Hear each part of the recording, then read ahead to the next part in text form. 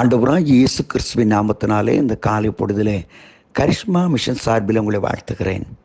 மற்றொரு காலை பொழுதை பார்க்கும்படி கர்த்தர் நமக்கு கிருபை தந்திருக்கிறார். அதுக்காக ஆண்டவர் நன்றியோடு நான் ஸ்தோத்தரிக்கிறேன்.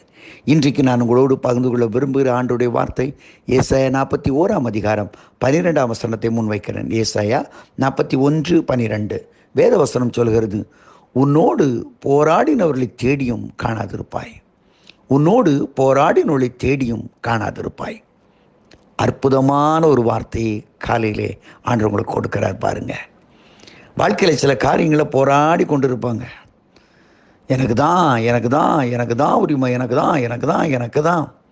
ஆனால் வேதவசனம் சொல்கிறது, உன்னோடு போராடினுடைய தேடியும் காணாதிருப்பாய். யோசித்து பாருங்க. அன்றைக்கு இஸ்ரவேல் ஜனங்கள் எகிப்தின் அடிமைத்தனத்தின் வீட்டில் இருக்கும் பொழுது இவங்க சொன்னாங்க, நாங்கள் எங்கள் ஆண்டவரை ஆராதிக்க நாங்கள் போகிறோம் அப்படின்னாங்க. ஆனால் அந்த பார்வோன் அடிக்கடி கூப்பிட்டு பஞ்சாயத்து பேசி இவங்களை விட மாட்டாங்க. கடைசியில் ஆண்டவர் என்ன முடிவு பண்ணார், இவன் இருந்தால் தாண்டா இவன் போராடிட்டு இருப்பான் அப்படின்னு சொல்லி கடைசியில் அவங்க ஒரே கதியாக ஆண்டவர் முடிவு பண்ணிட்டார். என்ன பண்ணிட்டார், செங்கடலுக்கு அவங்கள வரவழைச்சி அவங்க இன்னும் நம்ம போராடலான்னு சொல்லி எதிர்த்து வந்து கடைசி என்னாச்சுது, செங்கடலை விழுங்கி போட்டது. உன்னோடு போராடினோட தேடியும் நீ காணாதிருப்பாய். எத்தனை அற்புதமான ஒரு வார்த்தை பாருங்கள். ஆண்டவர் அந்த நாளிலே பார்வோனையும் அவனுடைய சேனையும் செங்கடலே கவிழ்த்து போட்டார். நீ ஒருவேளை போராடுகிற மக்களுடைய குரல்கள் கொஞ்சம் பெருசாக இருக்கலாம், கோலியாத்த மாதிரி ஊழ் சத்தம் போடலாம். ஆனால் என்ன ஆச்சுது, படான்னு ஒரே கல்ல விழுந்து கிடக்கிறான். ஐயா, உன்னோடு போராடினோட தேடியும் நீ காணாதிருப்பாய். தயவுசெய்து சில நேரங்களில் சில உங்களோடு போராடுறன விட்டுருங்க, அவளை எதிர்த்து பேச வேண்டாம். காலம் பதில் சொல்லுங்க. அருமையானவளே, காலம் பதில் சொல்லும். அன்னைக்கு யோசேப்பு விரோதமான சகோதரர்களும் போராடினாங்க. இவன் எங்களை துரைத்தனம் பண்ணுவானோ, இவன் மேலே வருவானோ, இவனை கொன்று ஒரு குழியிலே போடுவோம், அவனுக்கு தரிசனம் என்ன, அவனுடைய சொப்பனம் என்ன ஆகுன்னுலாம் சொன்னாங்க.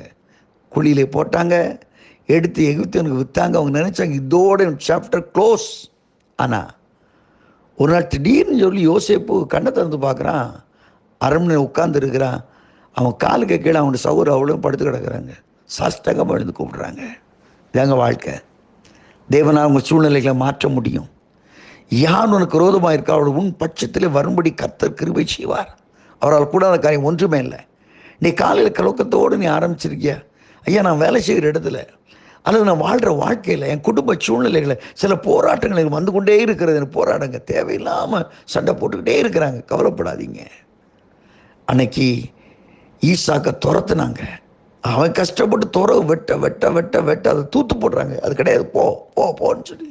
ஆனால் ஆண்டவராகிய கர்த்தர் ஒரு ரேகபோத்தை கொடுத்த பொழுது அதில் ஈசாக்கு சந்தோஷப்பட்ட வேளையிலே அவனை பகைத்த மக்கள், அவனை விரட்டின மக்கள் அந்த ஈசாக்கை தேடி வந்து அவனோடு உடன்படிக்கை பண்ணி அவன் அழிக்கிற விருந்தை சாப்பிட்டு விட்டு போகிறார்கள். இதாங்க லைஃப். உன் வாழ்க்கையில் எந்த இடத்துல நீ துரத்தப்பட்டாயோ, எந்த இடத்துல உனக்கு விரோதமாக இருக்கிறாங்களோ, அந்த சூழ்நிலைகளெல்லாம் கர்த்தர் மாற்ற வல்லமை உள்ளவராக இருக்கிறார். உன்னோடு போராடினவர்கள், உன்னை எதிர்த்து நிற்கிறவர்களை நீ தேடியும் காணாதிருப்பாய் என்று சொல்லி காலையிலே ஆண்டவர் ஒரு அதிகாரத்தையும் வல்லமையும் கொடுக்கிறார். பயப்படாதிருங்கள். ஒன்று உங்களை சேதப்படுத்தாது. உங்களை போராடின எந்த மக்களும் சேதப்படுத்தாது. கர்த்தரால் உங்களுக்கு ஒரு அற்புதத்தை செய்ய முடியும். கர்த்தரால் இந்த நிலைமையிலிருந்து உங்களுக்கு விடுதலை கொடுக்க முடியும். போராடினோளுக்காய் கர்த்தரை ஸ்தோத்திரியுங்கள்.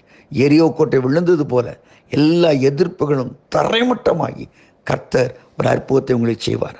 அந்த நம்பிக்கையோடு, ஆண்டவரே எனக்கு எதிராக இத்தனை போராட்டங்கள் இருக்கிறது, ஆனால் நீ சொல்லுகிறீர் போராடினோளை காண மாட்டாயின்னு சொல்லி அந்த நம்பிக்கையோடு நாளுக்குள்ளே போகிறேன் என்று பிரவேசித்து பாருங்கள்.